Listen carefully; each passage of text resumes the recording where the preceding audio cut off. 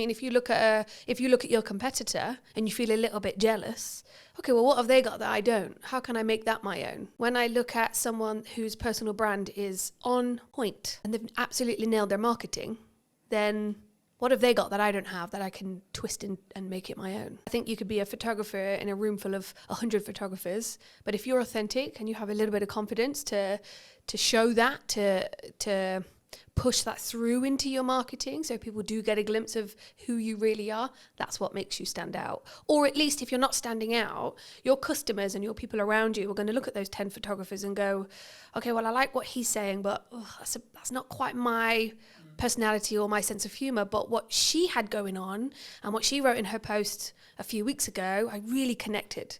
And that post would have come from some form of authenticity inside, or having the confidence to post about that. I think that's how you stand out. It's just by being more you.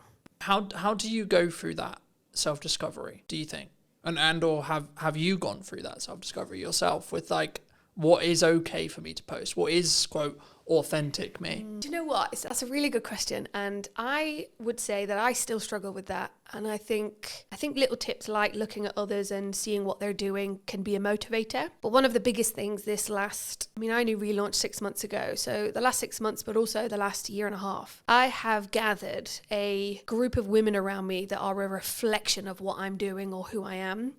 And I'll hear them say, I loved what you said. Or I might have something and I'll go, not quite sure about this. Does that sound like me? And so I think having the right people around you, there's a saying or a quote that you are a reflection of. You're the sum of the 5 people you spend the most time with. And I love that. And I couldn't agree more. I think having the right people around you helps you find your voice alongside ChatGPT. We'll get onto that. But also it reflects it back to you, right? I think test the lines as well. Don't be scared to put something out that you think is a little bit risque. Or I'm dyslexic, so for me to sit there and write 10 posts is almost, it's impossible for me.